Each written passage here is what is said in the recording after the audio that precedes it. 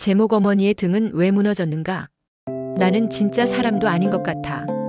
아프다고 말할 곳도 없고 기대 앉을 벽 하나 없더라고. 거실 벽에 등을 기대고 앉은 70대 여성 어씨는 목소리가 거의 들리지 않을 정도로 작게 속삭였다. 휠체어 등받이에 짓눌려 찌그러진 등뼈는 한눈에 봐도 반쯤 접힌 사발 같았다. 한때는 가족을 책임지던 어머니였지만 지금은 화장실조차 혼자 못 가는 짐이었다. 그날도 병원 앞 커피 자판기 옆에서 아들 B씨는 담배를 2대 연거푸 피워댔다. 그의 표정에는 지침과 불신이 섞여 있었다. 수년간 어머니를 데리고 대학병원, 한방병원, 재활센터를 전전했지만 돌아온 건 병원 침대 위에서 못 고칩니다라는 냉정한 한마디뿐이었다. 척추 후만증. 이미 3번의 유압수를 받았고 결과는 실패였다. 15년을 버티며 어씨는 나사 못이 부러진 것도 모른 채 통증을 참고 살아왔다. 진통제는 이제 위를 갉아먹어 출혈까지 일으킬 지경이고 아들은 어머니를 더 이상 데려갈 병원이 없다고 판단했다. 마지막 병원에서도 수술 불가 판정을 받았고 그 후 어씨는 아예 말을 줄였다. 그러던 2025년 6월의 어느 날 어씨는 여수의 한 병원을 찾았다. 여수 사랑병원 신경외과. 사실 처음엔 진통제만 처방받아 돌아갈 생각이었다. 그때 외래 진료실 안쪽에서 어씨를 지켜보던 한 남자가 있었다. 김명성. 병원에선 고집 세고 욕도 잘하는 신경외과 과장으로 알려져 있었다. 동료 의사들조차 김 과장한테 걸리면 뒤통수 맞는다며 농담처럼 말하곤 했다. 그런 그가 어씨를 가만히 들여다보았다. 김 과장이 환자분 그냥 약만 받아가시려고요? 이렇게 휘어진 허리로 하루에 통증은 몇 번이나 오세요? 어씨는 대답하지 않았다. 대신 손에 힘을 주어 휠체어 손잡이를 꼭 쥐었다. 눈동자는 무언가 두려운 것을 피하듯 고개를 돌렸다. 그 순간 김 과장의 목소리가 다시 날카로워졌다. 솔직히 말해보세요. 전에 어디 병원 다녀오셨어요? 왜 수술 안 하신 거예요? 어씨는 망설이다가 입을 열었다. 그 병원에서 마취 못 견딘대요. 내가 파킨슨도 있고 당뇨도 있고 비만이라 그냥 약으로 버티래요. 괜히 수술하다 죽으면 책임 못 진다고. 그 말을 들은 김 과장은 한숨을 쉬었다. 그러곤 조용히 말했다. 아들분 좀 들어오라 하세요. 지금부터 저랑 검사해 보시죠. 끝까지 보고 판단합시다. 아들은 처음에 격렬히 거부했다. 무슨 MRI요? 지난 병원에서도 다 해봤어요. 괜히 돈 들이고 엄마 피곤하게 하지 마세요. 하지만 김 과장의 말은 단호했다. 그럼 이대로 진통제나 먹다가 장 천공이라도 나면 그땐 누가 책임질 건데요? 지금 제대로 상태 파악도 못하고 포기하면 나중에 후회하게 됩니다. 결국 X-레이, MRI, CT까지 풀셋 검사가 시작됐다. 결과는 충격적이었다. 3년 전 삽입했던 나사 못이 2개 부러져 있었고 디스크는 거의 다 닳아 있었으며 척추는 마치 바람 빠진 튜브처럼 한쪽으로 극심하게 기울어져 있었다. 그야말로 잔해였다. 이건 뭐 등뼈라기보단 쓰러진 장작 덤이네요. 김 과장이 무심하게 중얼였다. 이 상태로는 일상생활은커녕 장기 손상 위험도 있었다. 그러나 가장 큰 문제는 마취였다. 어씨는 70대 중반. 비만, 파킨슨병, 당뇨, 고혈압에다 이전 유압술 실패 이력까지 모든 조건이 수술 불가를 말하고 있었다. 그리고 가족은 이미 우린 다 해봤다는 식으로 선을 긋고 있었다. 하지만 김 과장은 쉽게 포기하지 않았다. 이건요, 그냥 방치하면 천천히 죽는 겁니다. 가스가 장에 차는 것도 허리의 비틀림 때문일 수 있어요. 진통제 의존도가 너무 높아졌고 이대로 가면 내장 출혈도 머지않아요. 그는 직접 마취 과장을 찾아갔다. 두 사람은 30분 넘게 회의실에서 문을 걸어 잠그고 얘기를 나눴다. 의무 기록, 검사 결과, 마취 이력, 모든 데이터를 펼쳐놓고 따졌고 수술 시 최악의 시나리오까지 시뮬레이션했다. 마침내 마취 과장이 말했다. 아주 어렵긴 해도 가능성은 있어. 장비랑 스텝만 충분히 붙이면 해볼 순 있겠어. 그 말에 김 과장은 주먹을 쥐었다. 그리고 곧바로 가족 회진을 요청했다. 수술이요? 지금 우리 엄마 상태가 어떤지 몰라서 그래요? 죽어요, 죽는다고요. 김 과장이 가족 면담을 요청했을 때 가장 먼저 반발한 건 아들이었다. 회의실 문이 덜컥 열리자마자 아들은 의자에 털썩 주저앉으며 소리를 질렀다. 옆에 앉은 어씨는 입술을 깨물고 있었다. 마치 죄인처럼 고개를 숙인 채 지금도 숨 쉬는 것도 힘들어하고 잠도 못 자요. 솔직히 말해서 수술 받다가 잘못되면 그냥 그 자리에서. 그러면 김 과장이 조용히 말을 끊었다. 지금처럼 계속 약만 먹다 돌아가시면 그건 낫습니까? 아들은 입을 꾹 다물었다. 잠시 정적이 흘렀다. 그렇다고 도박처럼 수술을 걸 수는 없잖아요. 엄마가 얼마나 무서워하는지 아세요? 어씨는 그 순간 울음을 터뜨렸다. 너무도 오랜만에 흘리는 눈물이었다. 숨을 삼킬 때마다 등뼈가 찢어지는 듯 아팠고 매일 진통제를 입에 털어넣으면서도 죄책감이 더 컸다. 자식에게 부담이 된다는 자괴감, 그리고 살아있다는 것이 미안해지는 날들. 그녀가 울자 김 과장은 조용히 말문을 열었다. 환자분, 아드님 제 얘기 잠깐만 들어보시겠습니까? 그는 회의실 벽에 붙은 X-레이 사진을 가리켰다.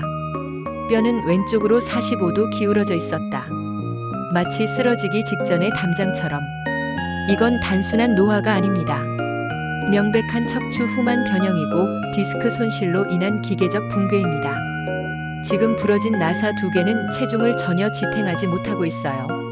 장까지 압박받는 상황입니다. 더 이상은 시간 싸움입니다. 그는 말을 멈추고 한 장의 메모지를 꺼냈다. 거기엔 날짜와 시간이 적혀 있었다. 6월 27일 오전 7시. 이 시간에 수술 들어가겠습니다. 뭐요? 벌써 수술 날짜를 잡았다고요?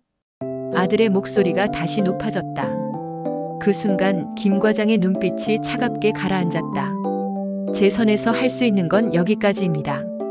수술 여부는 선택입니다. 하지만 선택하지 않는 것도 선택이라는 걸 아드님도 잘 아셔야죠. 사실 김 과장은 이런 환자를 여러 번 봐왔다. 늦게 왔다. 너무 늦게. 돌아갈 병원도 기대할 시간도 없어진 채 병원 문을 두드리는 환자들. 그는 한때 그런 환자를 손에 놓친 적이 있었다. 3년 전 68세 남성 환자. 똑같이 척추 변형으로 진통제를 과다 복용하다 위출혈로 응급실에 왔고 수술이 필요했지만 보호자가 결정을 미루다 끝내 쇼크사로 숨졌다. 그날 김 과장은 그 환자의 이름을 퇴근할 때까지 지우지 못했다. 그 환자의 CT 사진이 지금 어씨의 사진과 너무도 비슷했다. 나는 그날 수술을 고집했어야 했다. 그 후 김 과장은 변했다. 더는 환자 보호자의 눈치만 보지 않았다. 이건 통계나 차트의 문제가 아니라 사람의 문제였다. 며칠 뒤 병원 회의실에서는 긴장이 감돌았다. 마취과 재활의학과, 내과, 간호부, 수술실 스텝까지 총출동한 회의가 열렸다. 첫 번째 이슈는 마취였다. BMI 체질량 지수 29.3의 파킨슨, 그리고 만성위염. 솔직히 마취 유지가 어렵습니다. 이 정도면 심정지 리스크도 있어요. 마취 과장의 의견이었다. 그러나 김 과장은 바로 반박했다. 그건 알고 있습니다. 그래서 혈류 감시와 수면 유도제 투여량을 단계별로 조절하는 걸로 계획 짰습니다. 다들 회람하신 자료에 다 있습니다. 두 번째는 골 유압 자체의 문제. 이전 3번 수술에서도 뼈가 제대로 붙지 않았고 지금은 골다공증까지 심했다. 그래서 골대 체제를 쓰려는 거군요. 재활의학과 주치의가 물었다. 김 과장은 고개를 끄덕였다. RHBMP-이 들어간 신형 대체제. 아직 보험은 안 되지만 병원 내 지원 가능하다는 승인 받아놨습니다. 이거 아니면 못 버팁니다. 간호부장이 살짝 긴 한숨을 쉬었다. 수술은 8시간 이상 걸릴 수도 있었다. 중환자실 병상 확보부터 수술실 인력 스케줄까지 모두 변경해야 했다. 하지만 누구도 반대하지 않았다. 그날 회의는 한 줄의 문장으로 끝이 났다. 이 수술 반드시 살린다. 김 과장은 다시 가족을 불렀다. 그는 간단 명료하게 설명했다. 수술 중 사망 가능성 15%, 심정지 또는 폐혈증 가능성 포함 시 22%. 그러나 이대로라면 내장 출혈 가능성은 90% 이상입니다. 아들은 말없이 어머니를 바라봤다. 그동안 수많은 병원을 돌며 받았던 냉소적 시선, 차가운 말투가 떠올랐다. 그리고 지금 이 남자는 그런 절망을 끌어안고 싸우려 한다. 결국 아들은 조용히 수술 동의서에 서명했다. 그날 밤 어씨는 김 과장에게 식은 누룽지를 싸들고 왔다. 이걸로는 감사한 마음 다 못 전해요. 그래도 꼭 해주세요. 이번이 마지막 일지도 몰라서요. 김 과장은 무거운 표정으로 고개를 끄덕였다. 말은 없었다. 하지만 눈빛은 분명히 말했다. 이번엔 절대로 놓치지 않겠습니다. 6월 27일 오전 6시 45분. 병원 수술실 복도는 죽은 듯이 조용했다. 하얀 가운을 입은 김 과장은 그날 아침 평소와 다른 루틴으로 움직였다. 커피를 마시지 않았다. 대신 손을 천천히 씻으며 마음을 가라앉혔다. 그의 손끝에 닿는 물의 온도는 평소보다 조금 더 차가운 듯 했다. 수술 들어갑니다. 수술실에선 조용한 전자음만 들렸다. 마취가 시작됐고 어씨의 몸은 점차 깊은 잠에 빠져들었다. 심전도 파영이 리듬을 타기 시작했다. TO부터 에로까지 10단계 고정, 세 번째 유압술입니다. 김 과장이 천천히 입을 열며 지시를 시작했다. 간호사는 절개 부위를 소독했고 수술은 시작됐다. 척추 유압술. 그는 이미 수십 번도 더 해왔다. 하지만 오늘만큼은 손이 떨릴 것 같았다. 어씨의 척추는 마치 지진에 무너진 빌딩처럼 뒤틀려 있었다. 이전 수술에서 삽입한 나사들은 부러지거나 비틀어져 있었다. 마치 버티지 못하고 도망간 구조물처럼. 척추체 세 번째 디스크 완전 파열. 디스크 대체제 준비하세요. 1시간, 2시간, 3시간 시간이 흐르자 수술실 안의 공기는 서서히 무거워졌다. 김 과장은 비트는 망치로 골 삭정을 제거하고 혈관을 조심스럽게 피하면서 천천히 진입해 나갔다. 기계적 교정, 사도 더 좌측으로. 그가 명령을 내리자 보조의사가 장치를 돌렸다. 순간 피가 솟구쳤다. 출혈량 600cc 초과. 간호사가 소리쳤고 마취과 의사는 바로 정맥 주사를 재조정했다. 심박수가 급격히 떨어졌다. 경고음이 울렸다. 수축기 혈압 78 빠르게 떨어집니다. 김 과장의 이마에서 식은땀이 흘렀다. 손이 멈칫했지만 그는 곧 결심한 듯 말했다. RHBMP-2 이식 부위로 대체제 삽입. 3분간 지혈 유지. 그리고 고정 나사 강제 삽입. 보조의사들이 당황했다. 과장님, 고령 환자에게 그 각도는 지금 아니면 못 버텨요. 시간 없습니다. 삽입. 고정. 땀. 또 삽입. 4시간째 김 과장의 손은 마치 기계처럼 움직이고 있었다. 그는 이미 자신이 느끼는 공포와 불안을 패기 처분한 지 오래였다. 오직 눈앞에 어씨, 그녀의 척추만 존재했다. L이 L3 고정 완료 유압 위치 확인. 그리고 마지막 하나. 그는 두 손을 모아 천천히 뼈 고정 장치를 위치시켰다. 비명도 말도 없었다. 그저 뼈들이 마치 살고 싶다는 듯 딱 소리를 내며 안착됐다. 고정 완료입니다. 그 순간 마취과에서 외쳤다. 혈압 정상 회복. 심전도 안정적입니다. 수술이 끝난 시각은 오후 3시 42분. 무려 8시간 27분의 사투였다. 김 과장은 팔진한 듯 수술실을 나왔다. 복도에서 기다리던 아들은 벌떡 일어나 물었다. 끝났습니까? 우리 엄마 살아계세요? 김 과장은 잠시 말없이 서 있었다. 그리고 천천히 고개를 끄덕였다. 살렸습니다. 이제 진짜 싸움은 시작입니다. 아들은 그 자리에 주저앉아 울었다. 그날 병원 복도엔 오래된 시멘트 바닥을 울리는 진한 울음이 퍼졌다. 수술 3일 후 어씨는 겨우 몸을 일으켰다.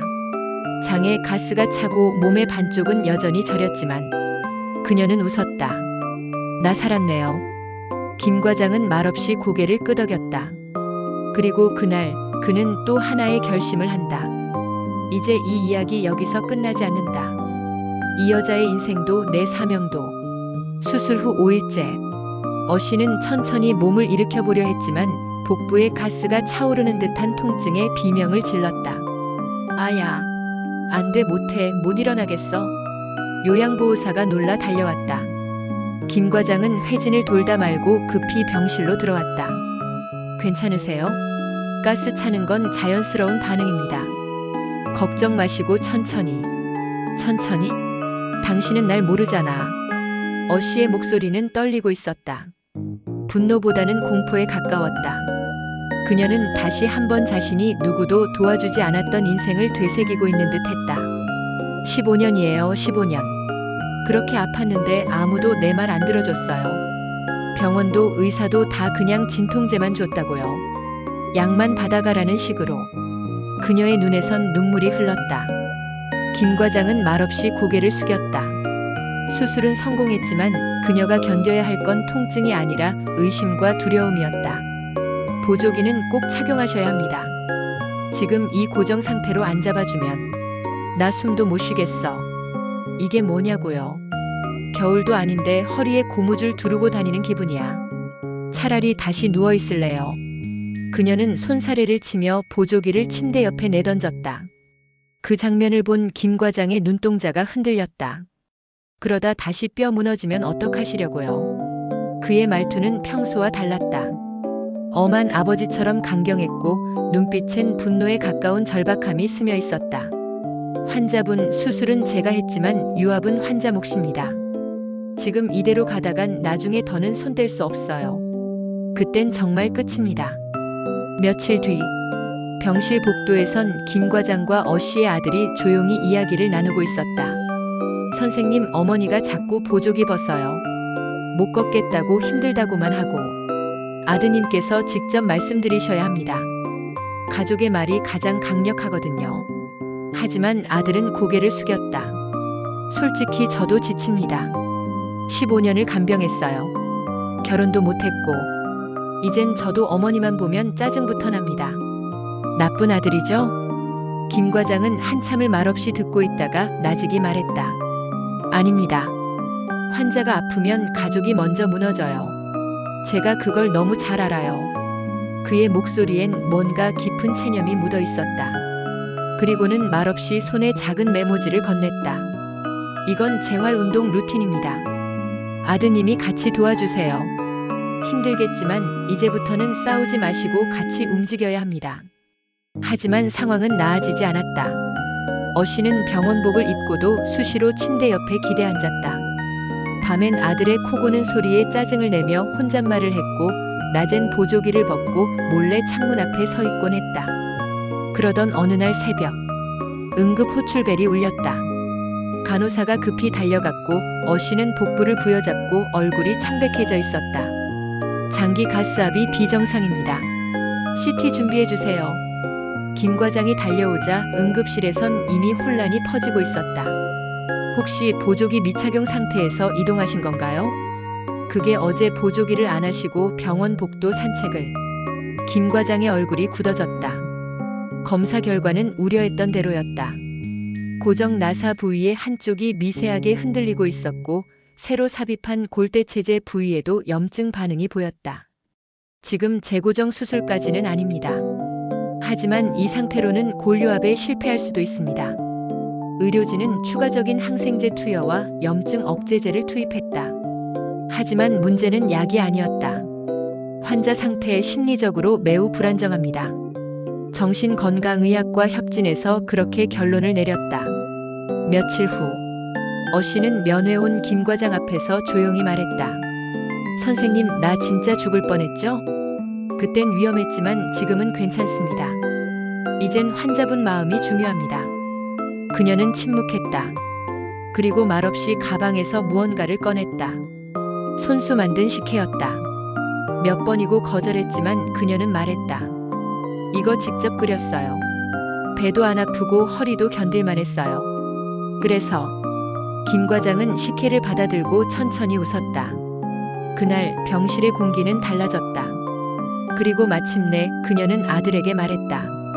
내가 할게. 이제 진짜 운동도 하고 보조기도 찰게. 너 결혼하고 싶은 여자 있으면 데려와. 엄마가 이제 네 삶에 덜 얹힐게. 아들은 아무 말 없이 고개를 숙였다. 눈물이 흘렀다. 그것은 고통이 아닌 희망의 눈물이었다. 가을의 끝자락. 수술 후 약 2달 반이 흐른 어느 날, 어씨는 병원 진료실 문을 조용히 열고 들어섰다. 흰색 니트와 회색 모자를 쓴 모습. 예전처럼 휠체어도 보호자도 없었다. 천천히 하지만 스스로 걷고 있었다. 김 과장님. 그녀의 목소리는 예전보다 훨씬 부드러웠고 얼굴엔 연한 화장이 되어 있었다. 김 과장은 그녀를 보는 순간 잠시 말을 잊었다. 오랜만입니다. 많이 좋아지셨네요. 네. 보조기 하루도 안 빼고 찼어요. 운동도 아들이랑 아침마다 했고요. 그는 고개를 끄덕이며 두툼한 MRI 필름을 들여다봤다. 이미 판독을 해둔 그는 조심스레 말했다. 골유합 잘 됐습니다. 아주 이상적이에요. 어씨는 눈을 감고 작게 숨을 들이마셨다. 그녀의 눈가엔 눈물이 맺혔다.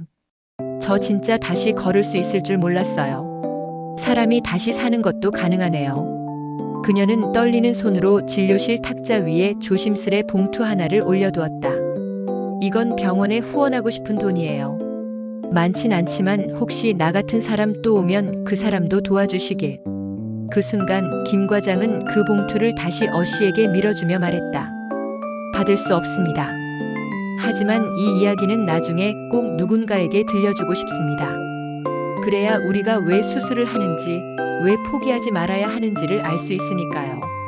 며칠 뒤, 의료진 내부 회의실. 김 과장은 병원 재단에 신규 골대체제 보험 적용 요청서를 작성해 올리고 있었다. 노보시스라는 신형 합성 골대체제는 이번 어씨의 수술에 사용된 결정적 재료였다. 그는 문서에 이렇게 썼다. 어씨는 고령, 파킨슨병, 비만이라는 조건 속에서도 고류합에 성공했습니다. 그 결정적 이유는 RHBMP-2 단백질 기반의 합성. 골대 체제가 환자의 재생 능력을 최대한 끌어올려줬기 때문입니다. 하지만 현재 이 제품은 보험 적용 대상이 아닙니다. 다시 말해 누군가는 비용 부담으로 인해 이 고급 재료를 쓰지 못하게 될 수 있다는 뜻입니다. 이제는 보험과 제도가 환자 생명을 선택하는 잣대가 되어선 안 됩니다. 좋은 치료는 모두에게 공평해야 합니다. 그는 서류를 봉인하며 한숨을 쉬었다. 이번 어씨 사례는 성공이었지만 늘 이런 행운이 따를 수는 없었다.